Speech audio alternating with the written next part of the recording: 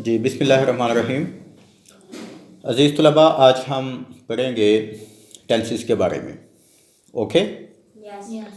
Tenses की 3 किस्में होती हैं। Number 1 past, present and future. 3 ज़माने होते हैं, उर्दू में इनको ज़माने कहते हैं, past, present and future. Urdu में इनको कहते हैं ज़मानाए माजी, ज़मानाए हाल और ज़मानाए मुस्तकबिल, यानी गुज़रा हुआ वक्त, मौजूदा वक्त और आने वाला वक्त।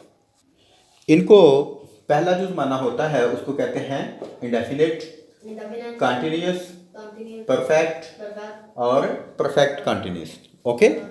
यानी इस तरह से होगा कि जो पहला टेंस है वो होगा past indefinite, past continuous, past perfect, past perfect continuous. Okay. बिल्कुल इसी तरह से फिर ये present indefinite, present continuous, present perfect और प्रेजेंट परफेक्ट कंटिन्यूस। ओके।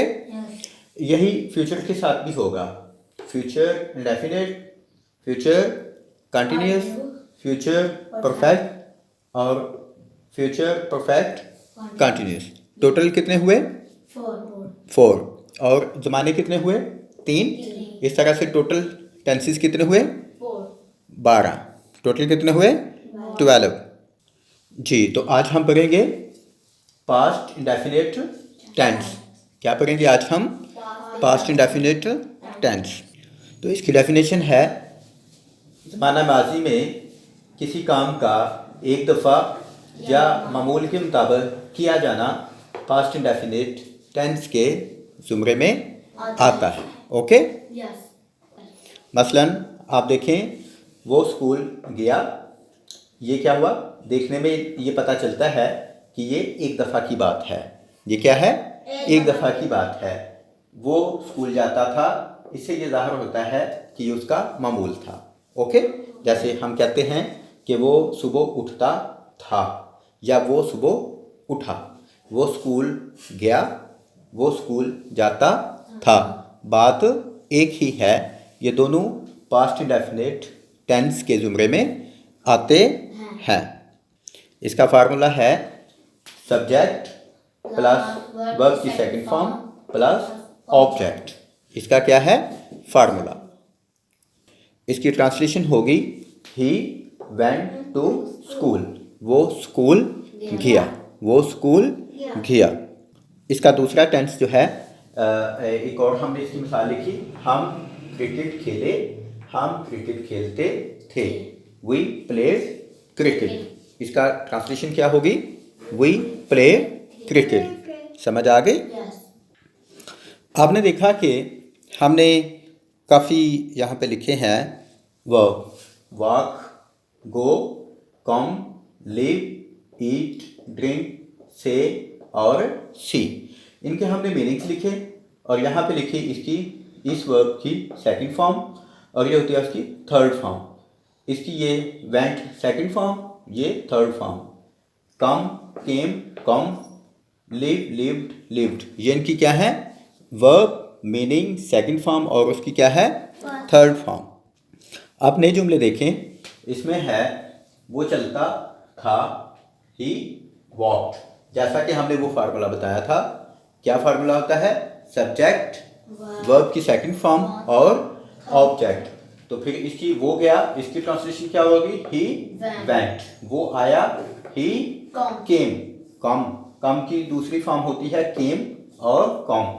तो ही केम, वो आया। वो रहता था, ही लिव्ड, जहाँ भी रहता था। ही lived in a city, in a village, या जो भी आप इसके आगे ऑब्जेक्ट लगाना चाहें। ओके। ये फार्मूला भी आपके सामने है, सब्जेक्ट प्लस वर्ब की सेकंड फॉर्म और इसके बाद ऑब्जेक्ट।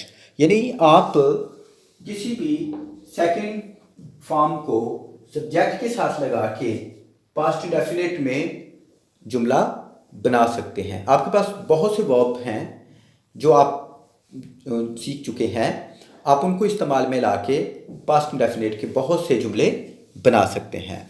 पास्ट इंडेफिनिट टेंस की समझ आ गई? अभी आप इनसे जुमले बना सकते हैं। ओके, इन सब से जुमले बना सकते हैं।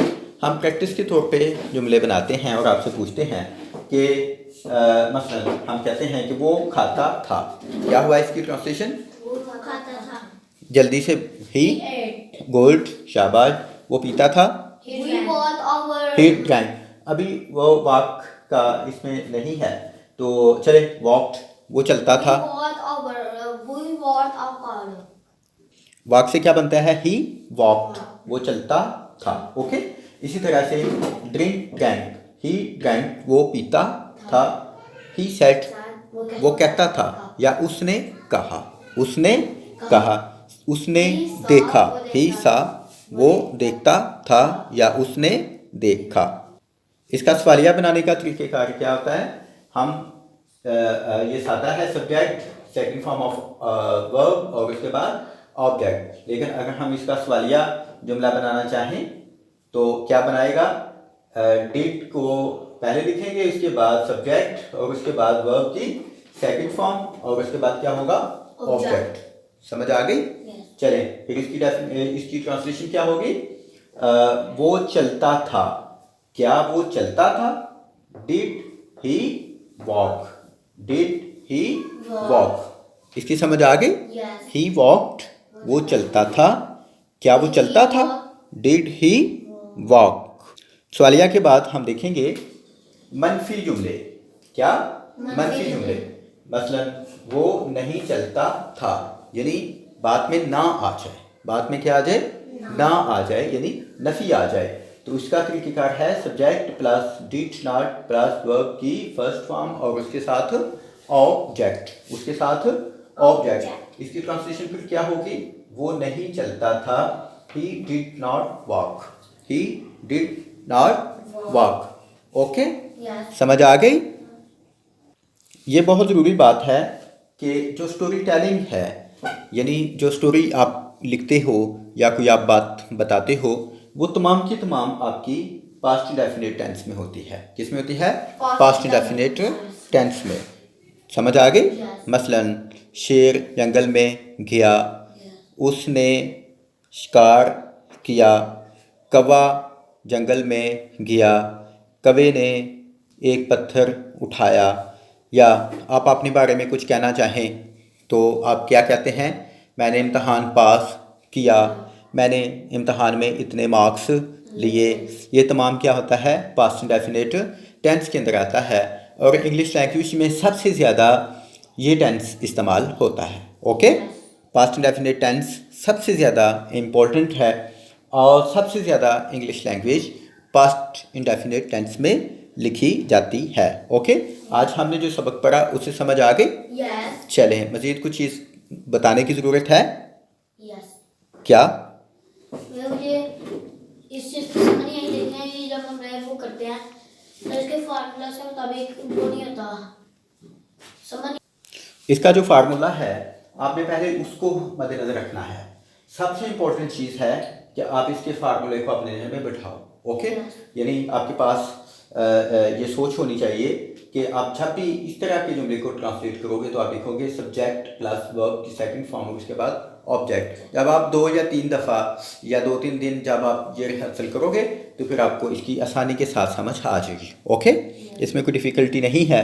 आपको अगर कोई डिफ़िकल्टी पेश आए तो वो सवालिया या मनफी के जुमलों में आएगी, लेकिन आप जब इसकी रिहर्सल करोगे यानी 2-3-4 इन वर्ब्स के अलावा जब आप ज़्यादा वर्ब्स को इस्तेमाल करोगे तो फिर आपके लिए ये प्रैक्टिस ईजी हो जाएगी। ओके, चलें, आज के लिए इतना ही।